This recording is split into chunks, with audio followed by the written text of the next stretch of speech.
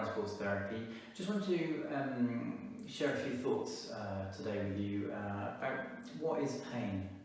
Now, it might sound like a very straightforward question. You know, I pinch myself on my arm here, that hurts, that's pain. That's a very kind of basic and kind of rudimentary, I guess, natural view of pain. And at the clinic we obviously deal with pain day in, day out, and we're big followers of the latest developments in pain science, trying to ever understand more of why people are in pain when there is no stimulus, when I'm not pinching myself, and when there isn't any tissue damage. Now, obviously we see a lot of injuries at the clinic where there is recent tissue damage. But physiological healing time, that's how long things take to knit back together effectively in lay speak, it's usually about 6 weeks in all but the most severe conditions.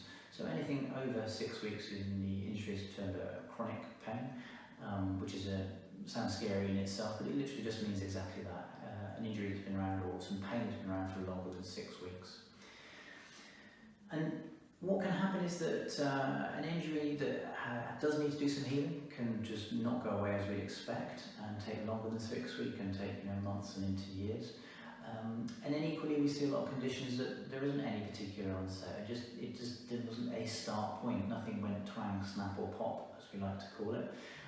It just kind of built gradually.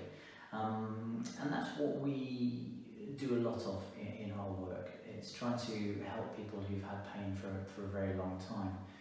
Now, the longer that we've done this, the more we understand about what pain is. And it's such a complex business. Yes, there's something stimulus down here, there's something that's not right here that's causing me pain. But also emotions are involved, stress levels are involved, even immune function is involved.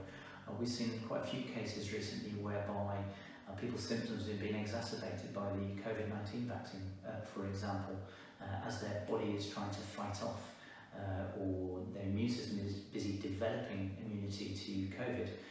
Their pain levels have increased as well, and we see that quite consistently.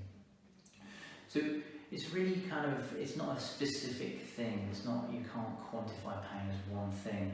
I just wanted to kind of open your eyes to this kind of idea with a few definitions of pain that we use and really appreciate. The first one's by a guy called Louis Gifford, who's sadly no longer with us. And he was one of the founders of pain science in the last couple of decades. And his definition is: pain is an opinion on the organism's state of health rather than a mere reflexive response to injury. So the key thing here is opinion. A lot of it is about fear, a lot of it is about, if I do this, am I going to make myself feel worse, or is it going to make it worse? We find in the clinic that the biggest thing that's going to likely to make things worse is the fear of making things worse. Another one in a similar vein, but a little bit more detail, from a guy called Dr. Lorimer Moseley, who's one of the leading lights in pain science globally. Pain is an unpleasant, conscious experience that emerges from the brain when the sum of all available information suggests that you need to protect a particular part of your body. And the bit I particularly like in that is the sum of all available information. So if the available information is you've just sprained your ankle, then yes, that hurts. That's a physical thing. The information is you need to stop doing something. But if the information is influenced by our emotions and how we feel and what our fears are and what our beliefs in terms of what it might be, then that changes our perception of pain. And the final one, which is a little bit more kind of esoteric and maybe poetic, it's one I came across a few weeks back by an artist by the name of Jewel, an American singer-songwriter. And in her book, Never Broken, which is a semi-autobiographical kind of self-help book, kind of based around her life and her story. You can't outrun your pain. You are strong enough to face whatever is in front of you. Medicating your pain will only bring more pain. The only genuine shortcut life offers is facing your feelings. They won't kill you. Feelings are your soul's way of communicating. Pain is trying to tell you something. And if you don't listen now, it will speak louder and louder until it is heard.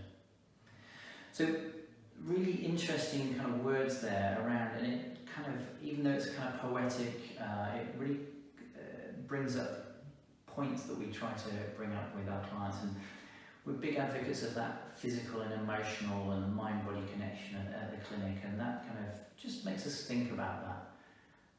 So just a few interesting ideas, nothing very specific and intentionally so from my perspective, more of a philosophical debate in terms of what pain is, but just gives you an insight of maybe some further ideas to think about if you are in pain watching this, and a bit more information about what we do at the clinic for our current clients and potential clients looking to see if we're the right space for them to come to see us.